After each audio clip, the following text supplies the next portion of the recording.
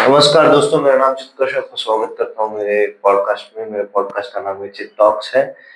तो आज मैं हूँ ब्रह्मा कुमारी आश्रम में और मेरे साथ हैं अंजलि दीदी। नमस्ते। ओम शांति। थैंक यू, आपने आपका वैल्यूएबल समय दिया हमारा पॉडकास्ट में बात करने के लिए।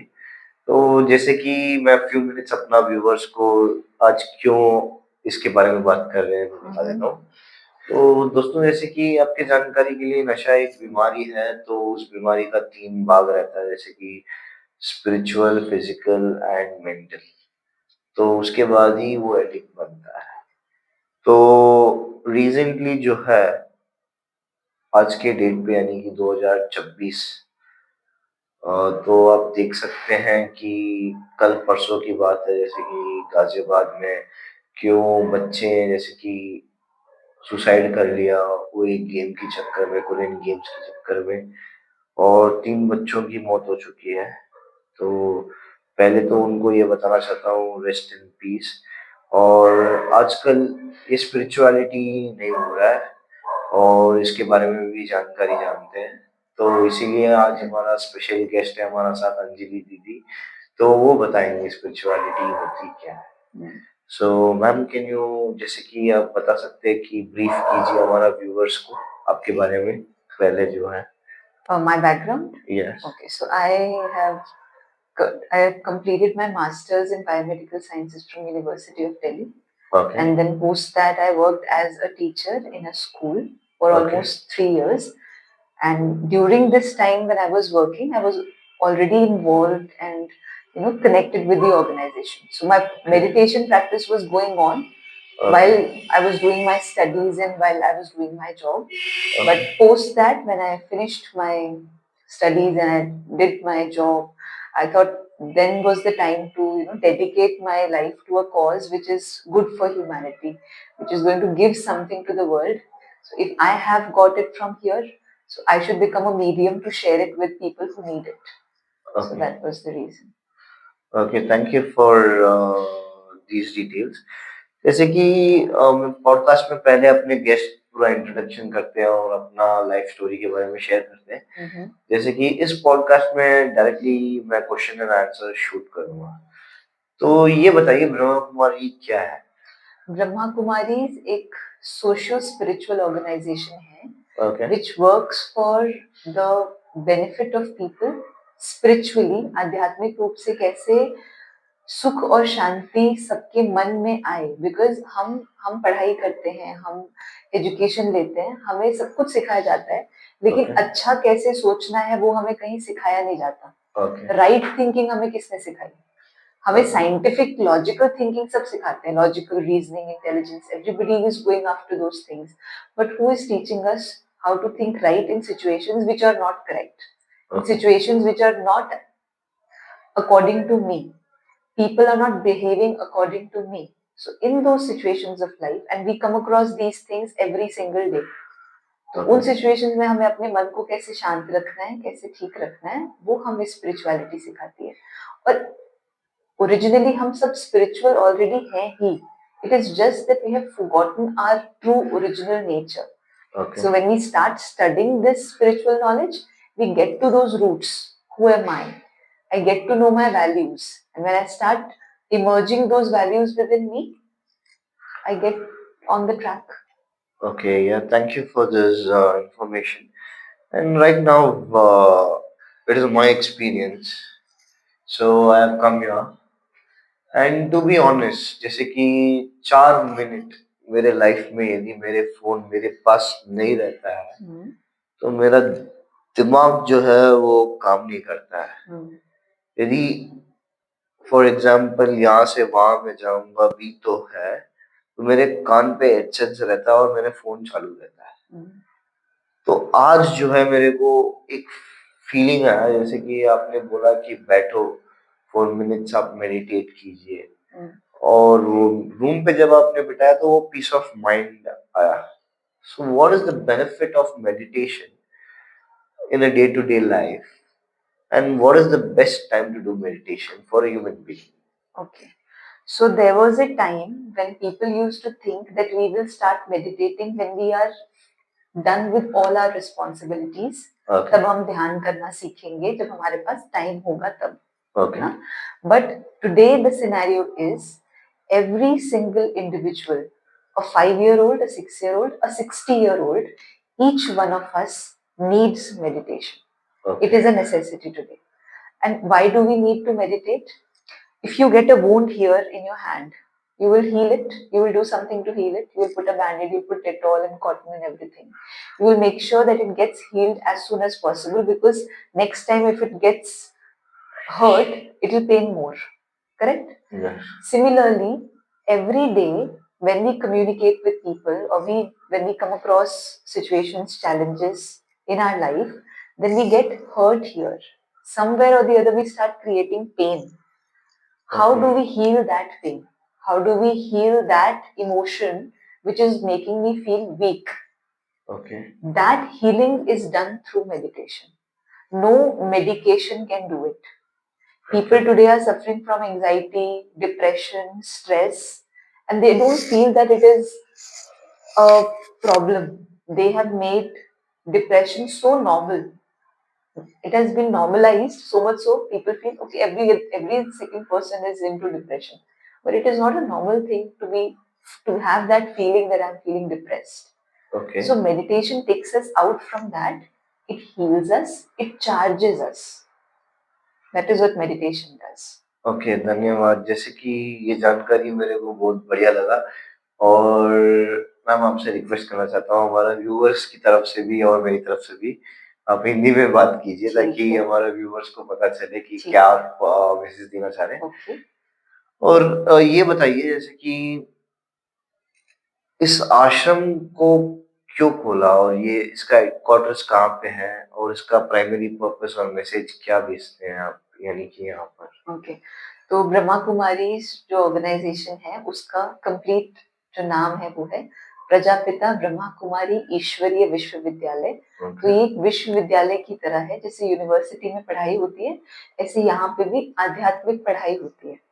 तो जो हेडक्वार्टर्स है ब्रह्मा कुमारीज के वो माउंट आबू राजस्थान में है। और वहीं से फिर शुरुआत होके अलग अलग स्टेट्स में, और फिर उसके बाद कुछ समय बाद अलग अलग देशों में काफी सारे राजयोगा मेडिटेशन सेंटर्स खुले हुए हैं। तो ये भी एक राजयोगा मेडिटेशन सेंटर है जिसका नाम है सुख शांति भवन, जो सेक्टर 115 में है। और इसको इस्टेब्लिश करने का पर्पस एक ही है, चाहे हम Brahma Kumari as an organization पूरी कंप्लीट ऑर्गेनाइजेशन की बात करें। The motto of the organization is self transformation to world transformation. मतलब हम स्व परिवर्तन से विश्व परिवर्तन करने की तरफ आगे बढ़ रहे हैं। हम चाहते हैं कि ये समाज बदले। सब कहते हैं, हम जिससे भी मिलते हैं वो कहते हैं कि दुनिया कैसे चल रही है, अभी ये समाज की हालत कैसी हो गई है। कोई भी डिसीजन उनको लेना होता है आगे अपनी लाइफ में तो सोचते हैं ये दुनिया रहेगी भी जैसी इसकी हालत है। तो हम दुनिया को बदले उससे पहले हम खुद को तो बदले। तो खुद को बदलने के लिए हम स्पिरिचुअलिटी के मार्ग पर आते हैं। और स्पिरिचुअल मार्ग कोई बहुत अलग नहीं है हमारा, तो चलो दिस इज अ वे कि हमने अपने आप को ऐसे इस लाइफ को चूज किया है अपने लिए। लेकिन जो और आते हैं लोग यहाँ पे, वो आके अपना 1 घंटे अपना क्लास करते हैं, मेडिटेशन करते हैं, वापस जाते हैं, अपना ऑफिस जाते हैं, अपने घर में जाते हैं, और जो उनकी रिस्पॉन्सिबिलिटीज हैं, जो उनके दायित्व हैं, वो उनको फुलफिल करते हैं। ऐसा नहीं है कि सब कुछ छोड़ के ही हम अपने आप को पहचान सकेंगे। अब हम ऐसे तो नहीं कर सकते कि हम सन्यासी बन जाएं, हम रिनंसिएट्स बन जाएं और फिर हम शांति का अनुभव करें। तो हम जहाँ हैं, जिस जगह पर हैं, हम वहीं रहते हुए शांति की अनुभूति कर सकते हैं मेडिटेशन के द्वारा। तो पर्पस है कि हम खुद को बदलें, और खुद बदलेंगे, एक एक व्यक्ति अपने आप को बदलेगा तो ये विश्व बदल जाएगा। ओके, और थैंक यू मैम ये संदेश देने के लिए। और ये बताइए क्यों व्हाइट ड्रेस यूज किया जाता है, और उसके बाद जो है जैसे कि आपको ऑर्गेनाइजेशन में ज्वाइन होने के बाद जो है हर एक व्यक्ति क्यों वीगन बन जाता है, और वीगन बनने के बाद क्या फायदा रहता है शरीर के लिए, आप ये बता दीजिए। तो फर्स्ट क्वेश्चन फर्स्ट, हम व्हाइट यूनिफॉर्म क्यों पहनते हैं? जैसे मैंने आपको बताया कि ये एक विश्वविद्यालय है, एक यूनिवर्सिटी है, एक स्कूल की तरह है, विद्यालय की तरह।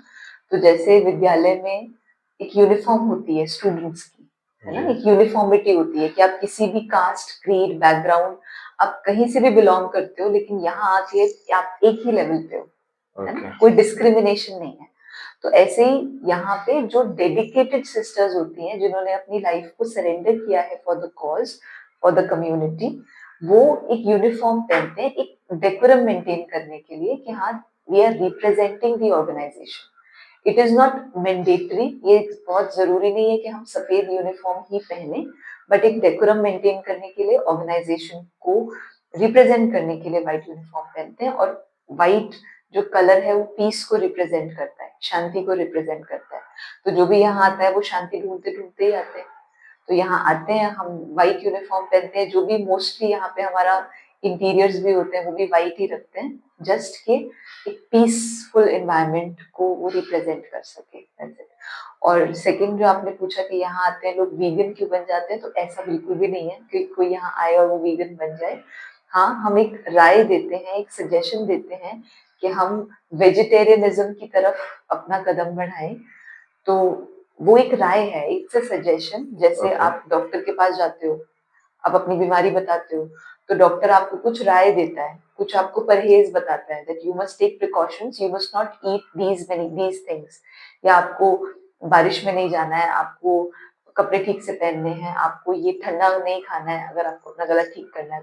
तो ऐसे अगर हमें अपने मन को शांत रखना है, शीतल रखना है, अपने आप को स्टेबल रखना है मन को, तो हम नॉन वेजिटेरियन डाइट को अवॉइड करते हैं। इट्स जस्ट अ एक परहेज की तरह है, कोई मैंडेट नहीं है कि नहीं आपको करना ही है तभी आप यहाँ आ सकते हो, ऐसा बिल्कुल भी नहीं है। ओके। वो तो परिवर्तन फिर हमारे अंदर अपने आप आता है, जब जितना हमारा मन शांत होता रहता है, हम ऐसी चीजों की तरफ जाएं, जो प्रोटीन तो हमें कहीं और से भी मिल जाएगा ना। हम ओके। नॉन वेजिटेरियन डाइट लेते हैं and there are multiple reasons. हमारा जो गट बना हुआ है, हमारा जो डाइजेस्टिव सिस्टम है, वो नॉन वेजिटेरियन डाइट के लिए है ही नहीं। वो ओके। वेजिटेरियन फूड डाइजेस्ट करने के लिए ही बना है। जैसे और एनिमल्स है, कार्निवोर्स, उनका जो डाइजेस्टिव सिस्टम हम देखेंगे तो वो उस फूड को डाइजेस्ट कर सकता है, हमारा डाइजेस्टिव सिस्टम उसके लिए बना नहीं। और दूसरी चीज होती है कि जब भी हम नॉन वेजिटेरियन डाइट कंज्यूम करते हैं, तो जो भी एनिमल को हम कंज्यूम कर रहे हैं, उसको पहले देखो, उसको कितना कैप्टिविटी में रख के उसको कितना तड़प सहन करनी पड़ती है, तो उसके अंदर कैसे केमिकल्स रिलीज होते हैं, कैसे इमोशंस बनते हैं, और उसी को पका के हम उसको खा रहे हैं, हम सोच रहे हैं हम न्यूट्रिशन ले रहे हैं, बट हम साथ साथ वो डर, एंजाइटी, फियर, हेट्रेड, वो भी तो हम अपने अंदर डाल रहे हैं ना। तो उससे भी तो हमें अपने आप को बचाना है। फिर हम कहते हैं हमारा मन इतना उत्तेजित क्यों रहता है, तो उसको जस्ट अवॉइड करने के लिए हम वेजिटेरियन डाइट को कंज्यूम करना शुरू करते हैं। Okay, ma'am. Thank you for this valuable information, and I hope so. Maybe अपने viewers को बताना चाहता हूँ. There is one film in Netflix where a weightlifter, everyone, Mhm. they talk about being a vegan gives them a better digestion, better ability to work. Mhm. So मैंने भी try किया था. 10 days I was away from non-veg, not even eating eggs. So Not even having milk? yeah, Or not even having milk also. yeah. So my body had got that particular changes. It I was does. very active. Mm. I was not even lazy, and my mind was very fresh. Yeah. And now, जैसे कि ये जानकारी देने के बाद मैं दोबारा कोशिश कर सकता हूँ, लेकिन I cannot promise. One day at a time only I can Once fix it. once we start understanding the knowledge, ये जो ज्ञान है, इसको जब हम समझना शुरू करते हैं ना, हमारा मन इतना शांत हो जाता है। एक तो हमें कोई वो नहीं रहती कि हम ये खाएं, एक रहता है ना कि मैं ये खाऊं, मैं वो खाऊं, वो चीज एकदम स्टेबल हो जाती है। जितना आपको जरूरत है, आपको जो समझ है कि हाँ ये पर्टिकुलर फूड मेरे लिए इम्पोर्टेंट है, मेरी बॉडी के लिए इम्पोर्टेंट है, मैं वही कंज्यूम करूंगा, है ना। वो एक लोभ लालच नहीं रहता खाने का, जीभ का स्वाद जिसको कहते हैं। Yes. क्योंकि हम शांत है ना, मन शांत है, भरपूर है। Yeah, well, thank you for this information in this podcast. And last main reason today I came here.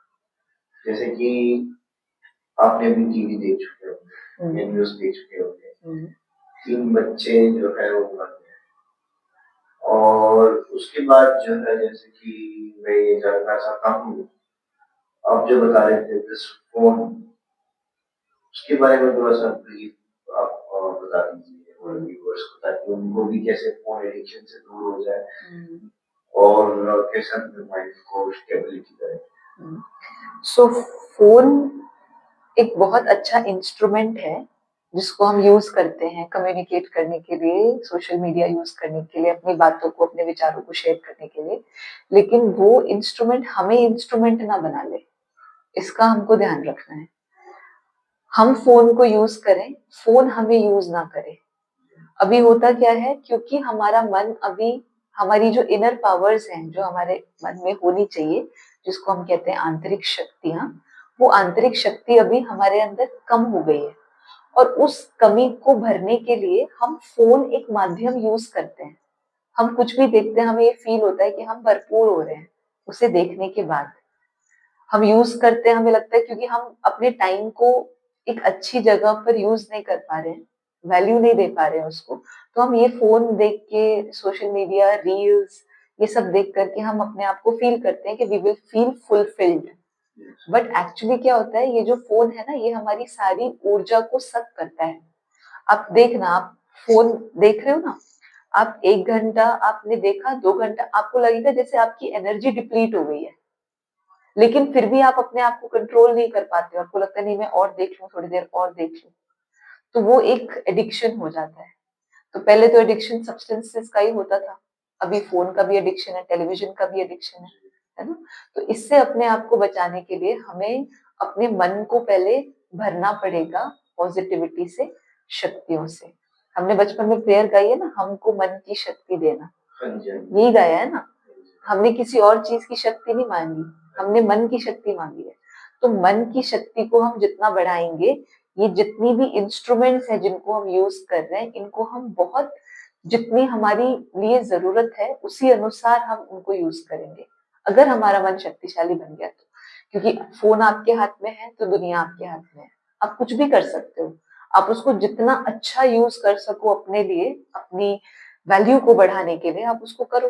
पर वो आपको यूज ना करे, we need to check on it. Yes, जैसे कि आपको, आप भी 90s के लोग हैं शायद, मेरे ख्याल से।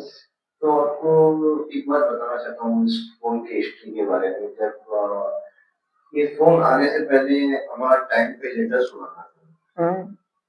उनका नौकरी आ गया ये फ़ोन, और लेटर्स के बाद जो है टॉर्च का भी बिज़नेसेस होते थे उस टाइम पे, क्योंकि इलेक्ट्रिसिटी शॉर्टेज होता था, तो टॉर्च भी यूज़ करते थे। टॉर्च का भी बिज़नेस ले लिया, कैलेंडर्स का बिज़नेस ले लिया, और उसके बाद इसी फ़ोन की वजह से वॉच का बिज़नेस ले लिया।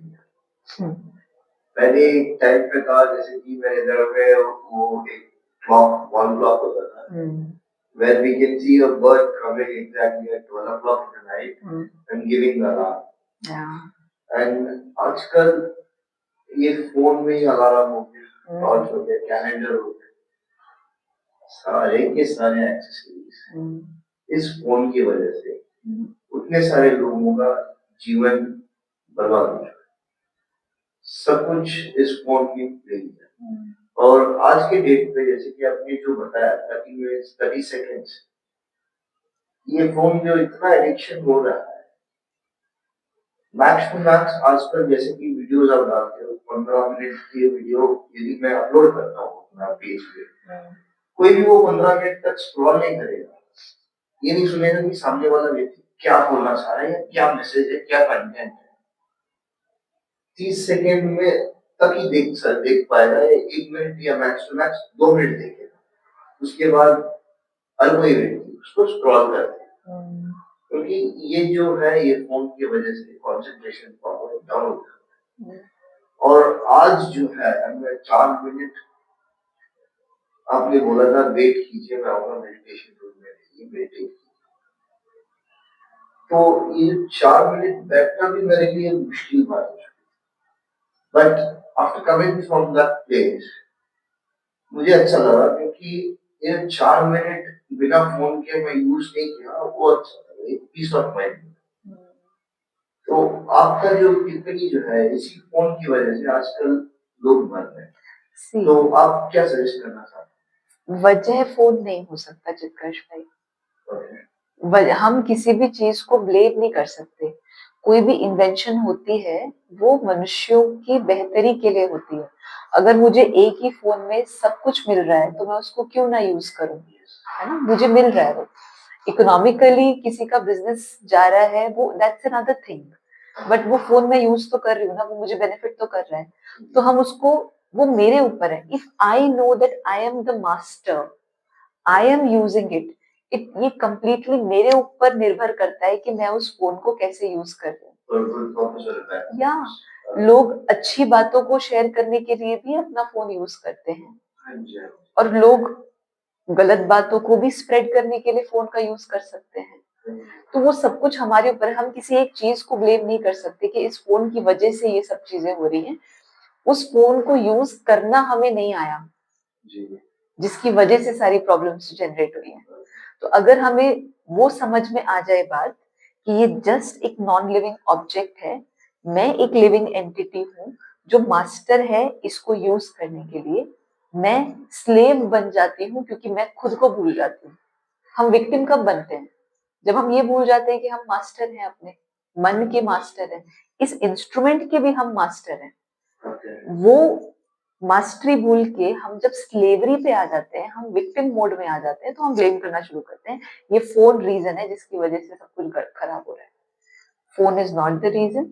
रीजन सिर्फ इतना है कि मैंने अपने मन को प्रोग्रामिंग, देखो आप जैसे आपने कहा ना कि 2 मिनट देखते हैं, 1 मिनट देखेंगे फिर स्क्रॉल डाउन कर देंगे, फास्ट फॉरवर्ड कर देंगे। हम नॉर्मल स्पीड पे देख नहीं पा रहे हैं कुछ भी, हम उसको 2.5x करके हम उसको देख रहे हैं। क्यों? क्योंकि हमने अपने मन को प्रोग्रामिंग दे दी है, हर चीज हमें इंस्टेंटली चाहिए।